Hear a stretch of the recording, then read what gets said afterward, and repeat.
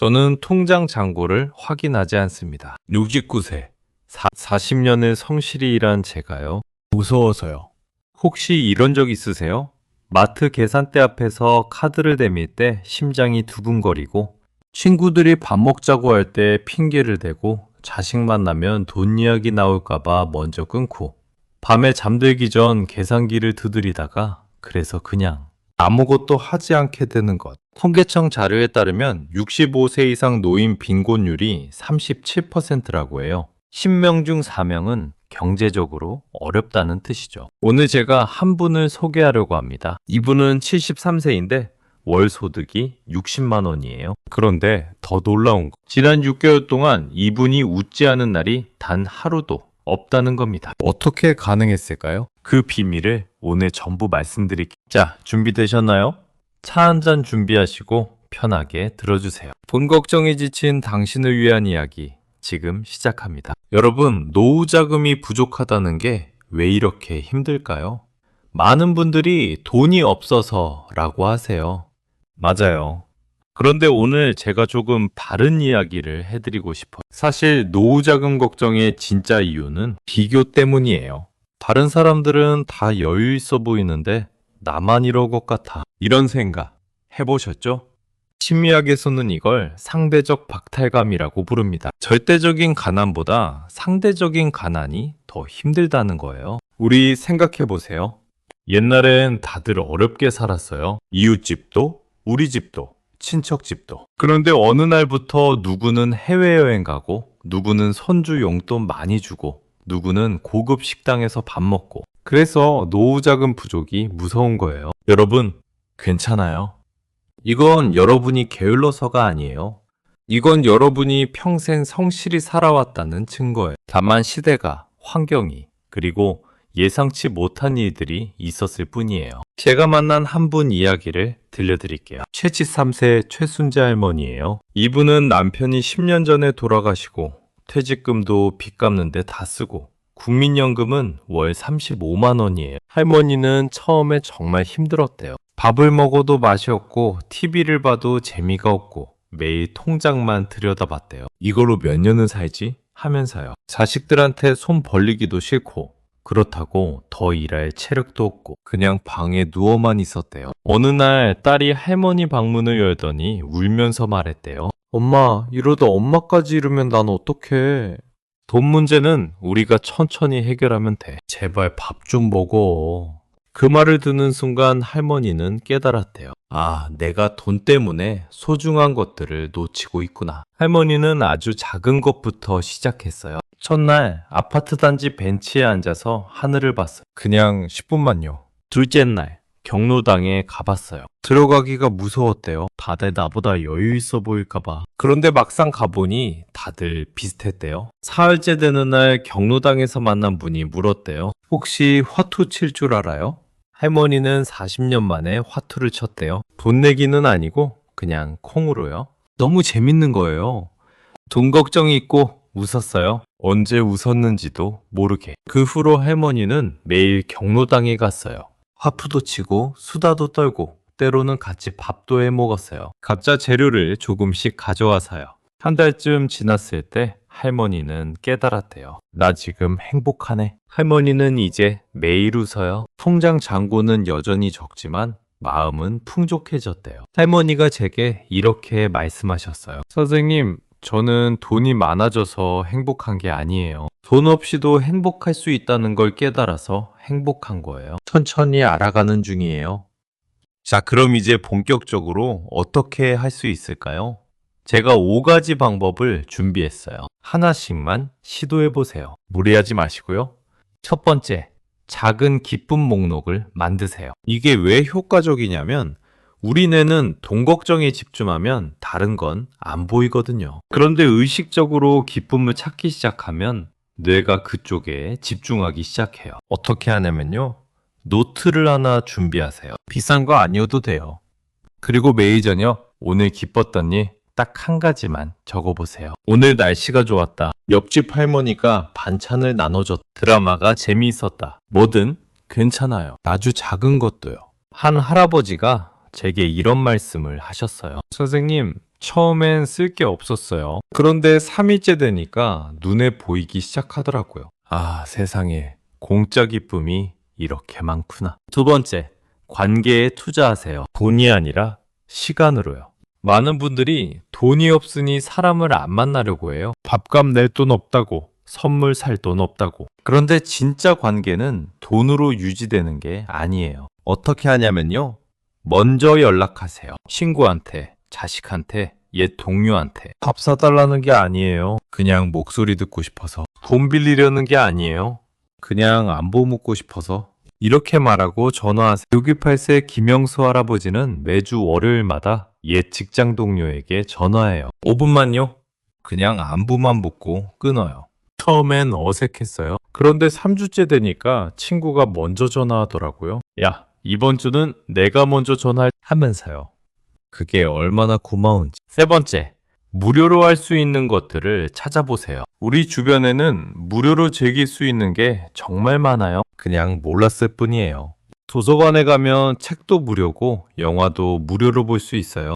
문화센터에서는 무료 강좌도 많아요. 공원에서는 매일 다른 풍경을 볼 수 있고요. 한 단계씩 해봐요. 먼저 주민센터에 전화하세요. 혹시 어르신들이 무료로 참여할 수 있는 프로그램 있나요? 물어보세요. 그 다음 한 가지만 신청해보세요. 부담 없는 것으로요. 70세 박명숙 할머니는 도서관에서 신앙송 모임에 참여하고 있어요. 완전 무료예요. 선생님, 저 지금 시인이에요. 돈 한 푼 안 들이고 매주 시를 읽어요. 친구들도 생겼어요. 이게 진짜 부자가 아닐까요? 여러분, 여기까지 따라오느라 수고하셨어요. 이제 가장 중요한 이야기를 해드릴게요. 네 번째, 감사 훈련을 하세요. 이게 좀 뻔하게 들릴 수 있어요. 그런데 정말 효과가 있어요. 불평불만은 습관이에요. 감사도 습관이에요. 우리는 지금 불평 습관에 익숙한 거예요. 이걸 감사 습관으로 바꾸는 거예요. 어떻게 하냐면요. 아침에 눈 뜨면 딱 세 가지만 감사해 보세요. 소리 내서요. 오늘도 눈을 떴다. 감사합니다. 아직 걸을 수 있다. 감사합니다. 밥을 먹을 수 있다. 감사합니다. 처음엔 어색해요. 괜찮아요. 그냥 해보세요. 71세 이경희 할머니는 6개월째 이걸 하고 있어요. 선생님, 신기해요. 돈은 그대로인데 마음이 바뀌어. 전엔 이것밖에 없네 였는데 지금은 이것도 있네가 됐어요. 작은 차이 같지만 완전 다른 인생이에요. 다섯 번째, 자신에게 작은 선물을 하세요. 돈이 없으니까 자신한테 아무것도 안 해주는 분들이 많아요. 그러면 마음이 더 우울해져요. 작아도 괜찮아요. 2,000원짜리 빵 한 개, 2,000원짜리 커피 한 잔, 버스 타고 가보고 싶었던 곳에 가기. 일주일에 딱 한 번만이에요. 그리고 그걸 먹거나 마시거나 즐길 때 이렇게 말해보세요. 나 참 잘 살았어. 이 정도 선물은 받을 자격이 있어. 17세 정수경 할머니는 매주 금요일마다 빵집에서 단팥빵 하나를 사요. 1,500원짜리요. 선생님, 그걸 먹는 그 10분이 제 일주일의 낙이에요. 천천히 먹어요. 맛있어요. 그 순간만큼은 제가 부자예요. 75세 강철민 할아버지 이야기를 들려드릴게요. 이분은 정말 극한 상황이었어요. 할아버지는 평생 공무원으로 성실히 일했어요. 그런데 퇴직 후 사업을 잘못해서 전 재산을 날렸어요. 집도 없어졌어요. 70세에 월세방으로 이사 갔어요. 국민연금 50만 원이 전부였어요. 할아버지는 처음 1년은 정말 지옥 같았대요. 자살도 생각했대요. 자식들한테도 연락 안 했어요. 창피해서요. 매일 라면만 끓여 먹었어요. 전기불도 아껴 쓰려고 일찍 잤어요. TV도 안 켰어요. 그냥 가만히 있었대요.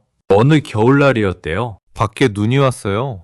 할아버지는 창문을 열고 눈을 봤어요. 그냥 멍하니요. 그 순간 옆집에서 아이 웃는 소리가 들렸대요. 할아버지, 눈이야, 눈 와요. 할아버지는 그 소리를 들으면서 울었대요. 아, 나도 저렇게 웃을 수 있을까? 그날 저녁 할아버지는 처음으로 밖에 나갔어요. 그냥 걸었어요. 눈을 밟으면서요. 국밥집 앞을 지나가는데 따뜻한 김이 보였어요. 배가 고팠어요. 지갑을 봤어요. 7,000원 있었어요. 할아버지는 망설이다가 들어갔어요. 국밥 하나 주세요. 주인 아주머니가 국밥을 가져왔어요. 김이 모락모락 났어요. 할아버지는 숟가락을 들다가 눈물이 났대요. 아, 나 살아있구나. 이렇게 따뜻한 국밥을 먹을 수 있구나. 아직 살아있구나. 그날부터 할아버지는 조금씩 바뀌었어요. 다음날 경로당에 가봤어요. 무서웠지만요. 혹시 바둑 두실 분이 있어요? 한 할아버지가 손을 들었어요. 여기 있어. 오시오. 그렇게 할아버지는 친구를 만났어요. 이야기를 나눴어요. 처음에는 돈 이야기 안 했어요. 그냥 바둑만 뒀어요. 한 달쯤 지나니까 자연스럽게 이야기가 나왔어요. 서로 비슷한 처지라는 걸 알았어요. 우리 점심은 같이 먹읍시다. 가짜 재료 조금씩 가져와서 할아버지는 감자를 가져갔어요. 친구는 김치를 가져왔어요. 다른 분은 밥을 가져왔어요. 그렇게 그들은 함께 밥을 먹었어요. 맛있었대요. 할아버지는 깨달았대요. 돈이 없어도 혼자가 아니면 괜찮구나. 지금 할아버지는 매일 경로당에 가 친구들이 생겼어요. 같이 웃어요. 가끔 도서관도 가요.